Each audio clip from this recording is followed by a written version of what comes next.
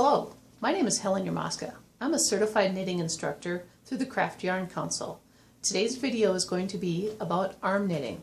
This is for the very novice, and I'll explain everything that you need to do in a few simple steps. So step number one is buying the right yarn.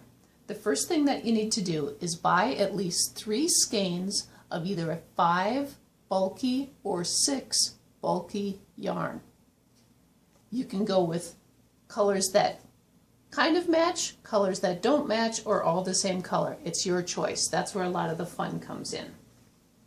So the first thing that you do is you take your 3 pieces of yarn out of the skein and you tie them in a knot. Like that. That just helps secure it.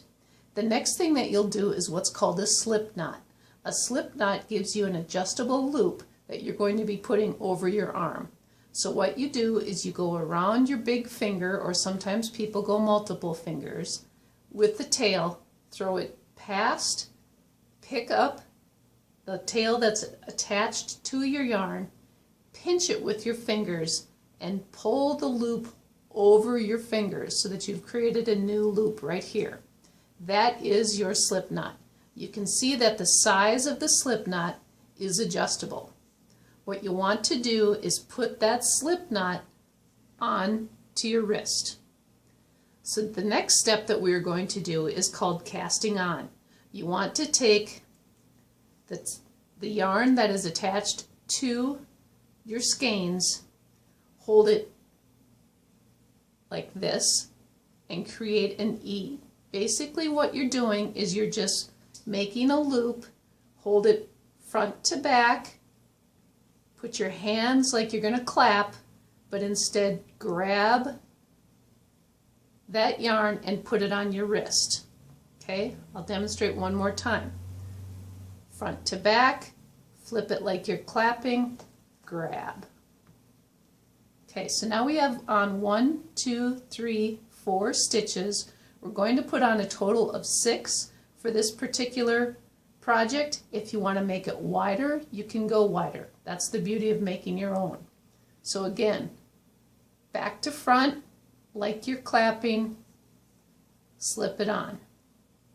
Back to front, like you're clapping, slip it on. So we have, you can see here, 1, 2, 3, 4, 5, 6. So I've casted it on now 6 stitches. So in arm knitting, it's very fun because it's like your arms are the knitting needles, but you don't need the needles. So here's how you actually knit. Using the hand that you're knitting off of, you grab the tail, flip it over, and transfer what you grabbed over to your other hand. Grab, flip, transfer. Grab, flip, transfer. So now you can see so far you have 3 stitches on 1, grab, flip, transfer. You've now done 4, grab, flip, transfer, grab, flip, transfer. Now some of the problems that people have is they pull their arms too far apart. If you pull your arms too far apart, you're going to create too much distance between the two. So keep your hands relatively close to each other. There also sometimes is an extra loop towards the end. What you want to do is just give that end just a little tug. So now everything is on your right hand, and we're going to transfer it back to your left hand. So again, with the hand that you're transferring it over to, grab, flip, transfer. Grab. Now this is where I'm saying you give it a little tug, not too tight. Not too tight. Very important. If you get too tight, you're not going to be able to pull it off your wrists. And half of the fun about arm knitting is that it's a loose looking weave. So again, grab, flip, transfer. Grab, flip, transfer. Grab, make sure you grab all 3. grab, 1, 2, 3, flip, transfer, grab, flip, transfer, grab, flip, transfer.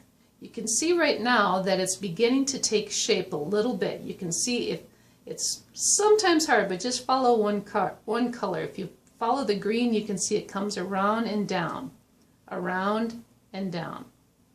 So that's all there is to it. You just, again, see how I tighten that up just a little bit? Grab, flip, transfer, grab, flip, transfer.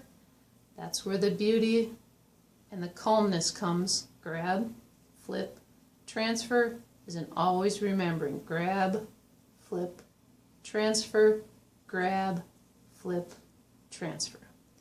Okay, so our next step is just to keep going back and forth until you reach the desired length. So at this point, we're going to turn off the video and you're going to continue going back and forth until you get it to be as long as you want. I'm going to do a double wrap cowl, so I'm probably going to make this particular piece about 7 feet long. All right, continue. Okay, it's been a little bit and now my piece actually measures about 7 feet long.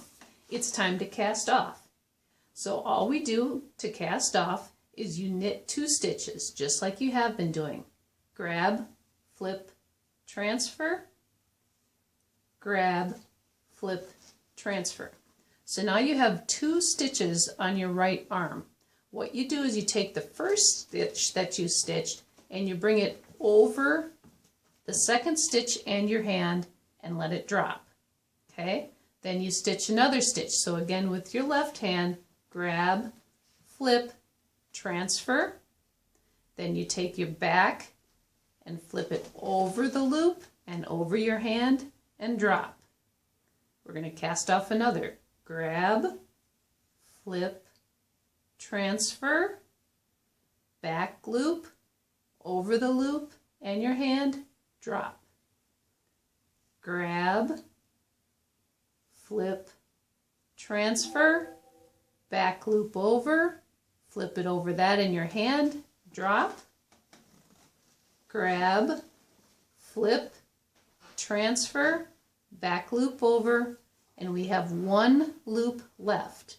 So what we want to do on this loop is we want to just kind of tighten it. This is the one time you want to be a little bit tight, and you can see that it's around my wrist. What we're going to do is grab the scissors and give it about a foot tail, cut our yarn, take the cut end and bring it through the loop. Okay, so it's through the loop. If you don't do it through the loop, it's going to unravel and you're going to lose your entire piece. So you want to tighten it up like this.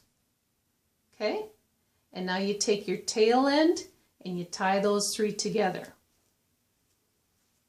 So now we have a piece that you can wear however you want. However, most people like to use these scarves as infinity scarves. So I'll show you how you do that. You can see that there are 2 sides to the piece. There's the right side, which is more smooth and has V's on it. And there's the back side, which you can see has these little bumps. Sometimes I've found that the bumps look a little bit more interesting. It's up to you, however you want your piece to look, but what's kind of fun is just to see the difference. The back side and the front side. See how the variegated yarn kind of pulls everything together too? I think that was a very fun choice. So now what we do is we're going to take and make sure, and sometimes this helps to lay it out on a table, but I'm going to just do it here because that's where the camera is. So you want to make sure that you have all the same side up and you flip your left end and you flip your right end together. So see how now they both have the right ends up. So you grab your 2 ends together, okay, And you should have 2 strings, one from your start and one from your end. Take the knot that you've created and weave back and forth between the front and the back. So we go, you're actually sewing here. So, and there's really no science to it, but you just kind of weave back and forth using your tail end yarn. Now when you get about 4 inches, leave it and use your other longer tail, kind of sneak through to make sure, because we've got to get these ends tied together over here. Oops. This is kind of hard, but all you're doing is you're sewing them together. So if you just think of it as a really easy way of knotting it or sewing it together, that's all you're doing. So here's our other loose end. I want to grab those and make sure that you grab a substantial amount. At least 3, sometimes even 6 helps. So there's your front and there's your back. Okay, so there's a whole stitch there. Now that is a big loop, and we're going to just leave that go. Now where's our other tail end? Here's our other tail end. What we want to do is bring this one back so that we can use the 2 to tie a knot. Now before I tie my knot, I like to take a look to make sure that I sewed this together well enough. And it looks like I did. I don't have any holes or gaps or anything in between. That's going to go behind your neck, so it really doesn't matter all that much, but we just want to make sure that we get it done. Now I'm tying a regular old knot here, just like you would on your shoes. Okay, so that makes that secure. We're going to put this on, and hopefully in a moment you'll see how gorgeous it looks. Ta-da!